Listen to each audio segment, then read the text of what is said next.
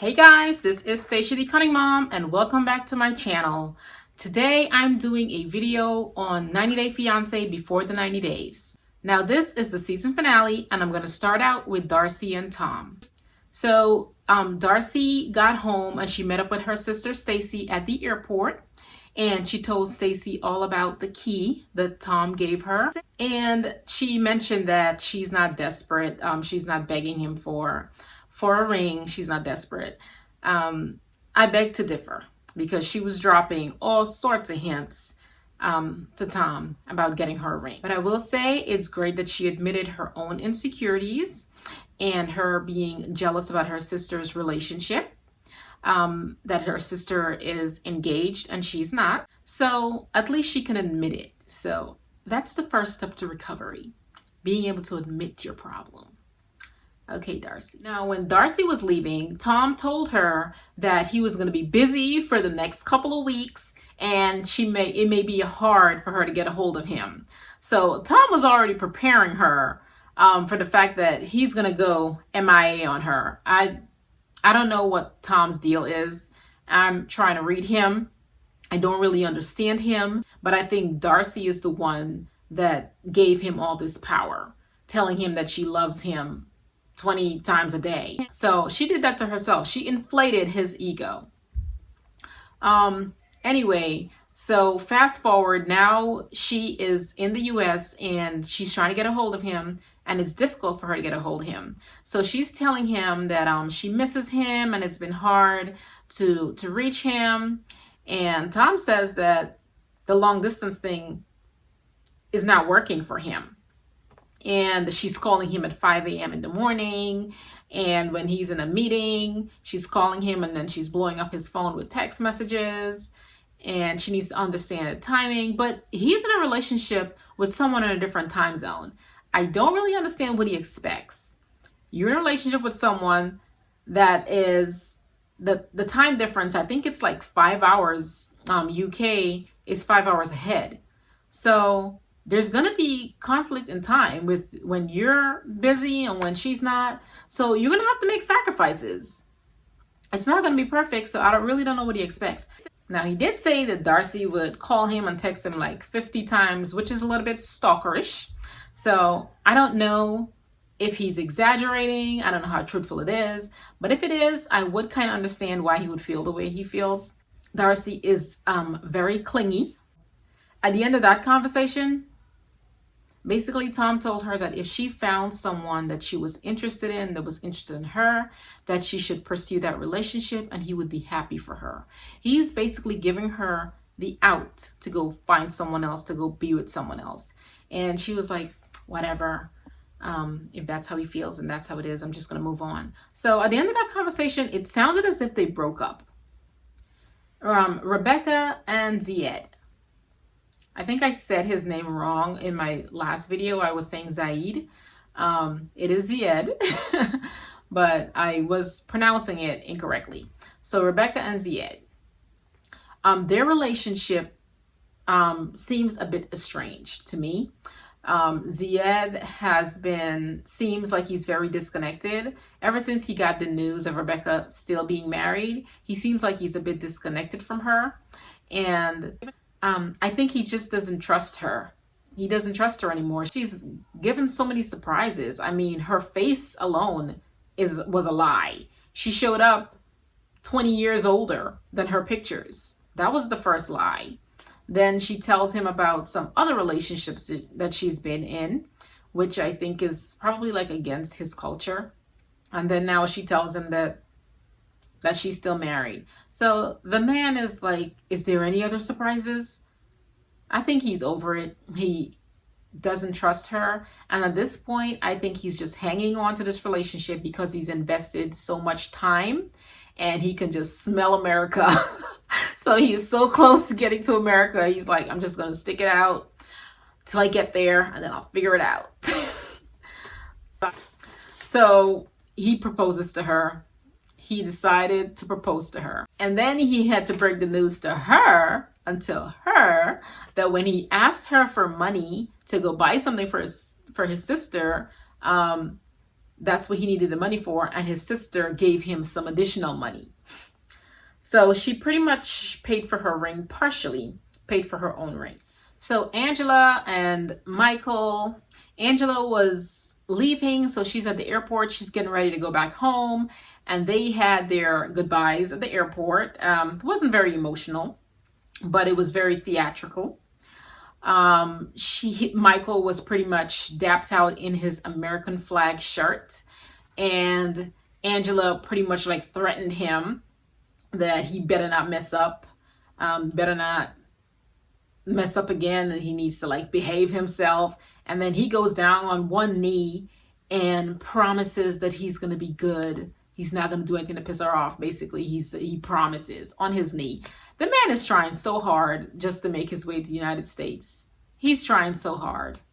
I got to give it to him. Anybody that can put up with Angela, you are desperately in need of a green card, because that lady that's a train wreck. That is a train wreck. So next is Avery and Omar. So Avery had to break the news to Omar that basically he's not going to be able to come to the United States. They do not approve any visas for anyone from Syria, so he would not be able to come. She said that they do have a waiver process, but only 5% of those people get approved. So that was it. And she asked him if he was okay with waiting about 3 years. Now, mind you, I think it's probably about 3 to 6 years for that to be approved. But she told him she asked him if it was okay, if he would be okay with waiting for her for 3 years. And Omar said, he was like, I don't know. So of course she was upset about that. But he basically said that we're just going to forget about the United States. Just forget about it. And then they need to move to some other country so they could be together. Because I think she was ready to go anywhere, but I think he understands that her family would not be happy with him if he took her to Syria. Her family would not be happy, and he needs to stay in their good graces. So they decided, well, they didn't really decide it. He threw it out there that Dubai would be a good place for them to move to. So that's where that ended. They decided that they were going to move together to Dubai. Benjamin and Akeem, they had an emotional goodbye at the airport. Akeem was sobbing. Benjamin, he teared up a little bit. Yeah, it was emotional for him too. So they didn't really have much about the two of them. It was just basically him going back home, getting ready to go home. So that's how it ended for them. Caesar and Maria. Well, I know last week I said I was done talking about them, but this was a shocker. This week, Maria made an appearance. If it's Maria, if it's not a lookalike, if it's not a double, I don't know. But Maria was on the show. So we finally hear from Maria. We finally hear her side of the story. And she said that initially that she was not attracted to Caesar. She's more attracted to blue eyes. So she said that she wasn't really attracted to him, but she loved the way he treated her, and he bought her flowers and he bought her things. So that's what she liked about Caesar. She also said that she spoke to other guys. She said that she did not have a ring on her finger. She is not going to just settle and speak to one man exclusively without a ring. She is still on the market. So Caesar was a little bit delusional, thinking he was in an exclusive relationship with Maria. Now, she was on the show with some friends. So she's in a cafe, a restaurant, and she had two other friends there and explaining to them the situation with Caesar and why they are no longer together. She was kind of making fun of the fact that he is a nail technician and he couldn't possibly make enough money to support her. Basically, she's making fun of that. And she also told them about her plane ticket when she was supposed to go to Mexico, her plane ticket being canceled because he did not have enough money in the bank to pay for the ticket. And the girls were like, oh, that is unforgivable. That is unforgivable. You need to move on from him. And she basically was like, yeah, that's why I ended up breaking up with him. So, I mean, it became very clear from that scene with Maria and the two girls, it became very clear that this is kind of like their job. Like, this is a thing in the Ukraine where these girls speak to American men, or it could be men from other countries as well. They speak to these men and they pretty much just give them money. It's like that's their job.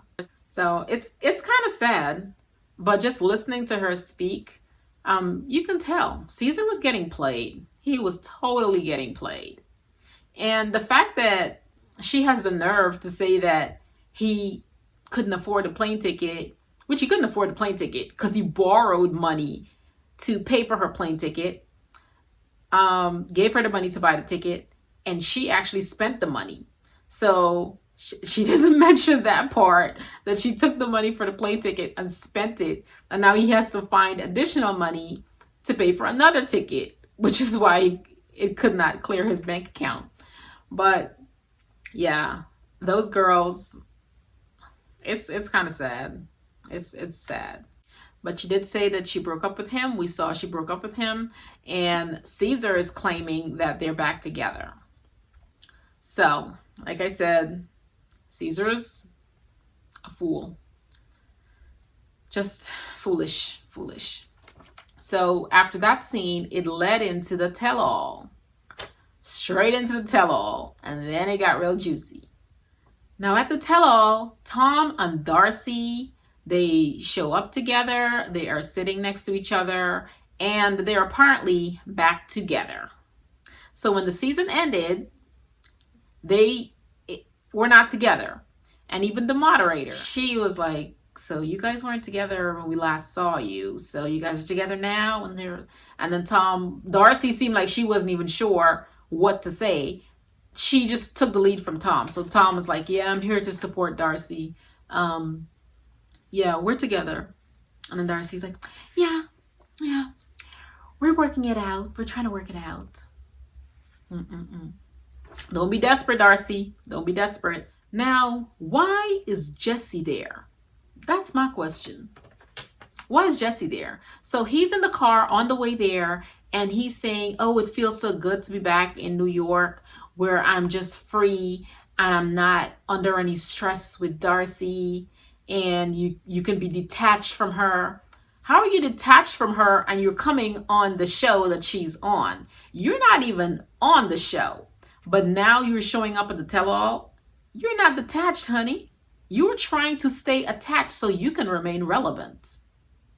I am just so over Jessie. I wish he could just disappear. I don't know. I might be missing something, but we'll hear from Jessie next week. Next week, we're going to hear from him. We'll see what he has to say. He says that people want to know what he's doing, what he's up to. Nobody really cares. Whoever wants to know, let them DM you and you can send them a private message. No one really cares what you're doing. No one really cares. So bye, Jessie. Next at the tell-all, we're going to talk about Benjamin and Akeem. Akeem seems very different at the tell-all. She's a lot more vocal, more outspoken. On the show, she seemed like she was a little bit timid. She was outspoken, but she was very reserved. On the tell-all, she was very outspoken. She spoke her mind, and she was a little bit rude to Ben. I don't know what happened. It seemed like something transpired that we don't know about, but she came at him. And she said that for first impressions, she thought that he was bigger. He was bigger than she thought. And Ben said that he used to work out more and take care of himself. And she was like, you need to continue. You need to do that again. Yeah, she was like, you need to do much better. You need to do much better. Oh, poor Ben. Poor Ben. She played him on TV. Now, in regard to sex before marriage, so Sean, the moderator, she was asking about that because Akeem was disappointed that he did not want to, and he wanted to wait for marriage. And she said that she thought that because he was married before, that he would be okay with it. But since her interpretation, her understanding is that probably since he's on TV and his church family can see him, he probably didn't want them to see that. And so Sean was like, so why did you do it? Like, you're not legally married in America. And he said, under the eyes of the Lord, he was married because he got married in Kenya. That was their custom. That's their tradition. He was married under the eyes of God. So he was able to consummate his marriage. So now we're going to move on to Jen and Tim. Now they are a special kind of case. So for first impressions, Jen said that Tim was not her type. She is usually more attracted to someone with more of a physique.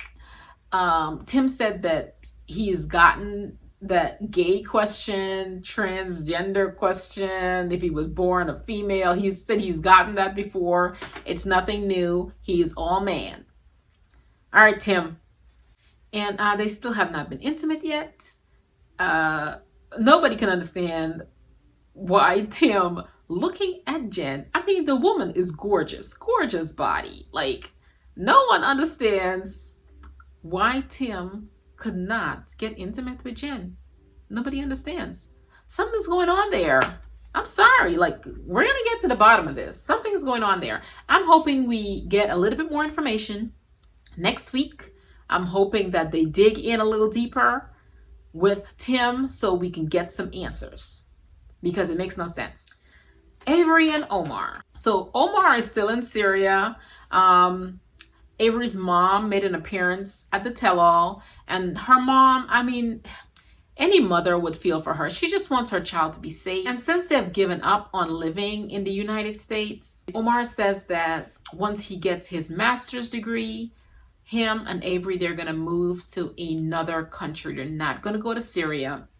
And her mom was happy about that. She said that she's fine with any other country as long as it's not a country that's at war. And the mom said that she knows Omar loves Avery. So, I mean, that was great. Like, I felt, it felt good hearing her say that. But I think what did it for the mom is once Omar said that he was going to give up on moving to the United States and he just wants Avery to be with him and they're going to move to another country, I think that's what did it for the mom, because she realized that his aim, his goal was not just to come here. His goal is to be with his wife.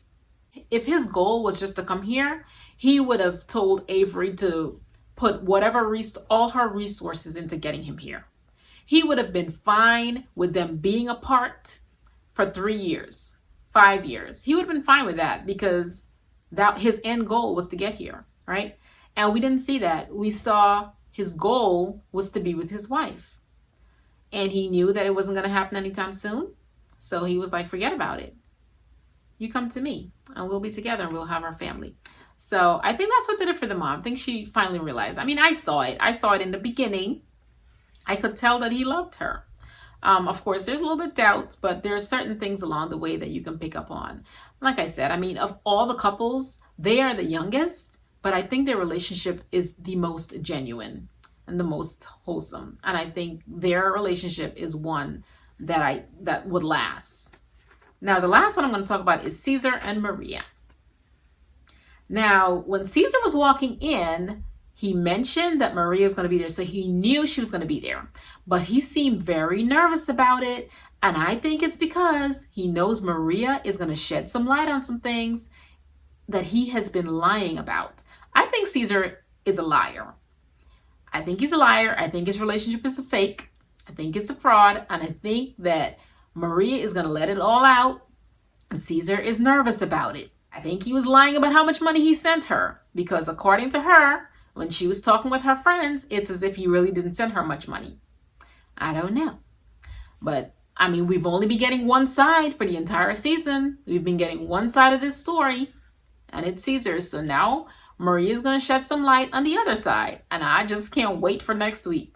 I think it's funny because last week I was just so over them. I was like, I'm not going to talk about them again. And now it's like I can't wait to hear the ending of that story. That is the one that I'm looking forward to next week. Okay, guys, so that's it. That's my review of 90 Day Fiance, Before the 90 Days, the season finale, and the tell-all. Now, please leave a comment below and let me know what you think. I'd love to hear your feedback. I love to hear your ideas. Leave it in a comment below. And if you like this video, give me that thumbs up. And don't forget to subscribe. All right, I'll see you guys next time. Bye-bye.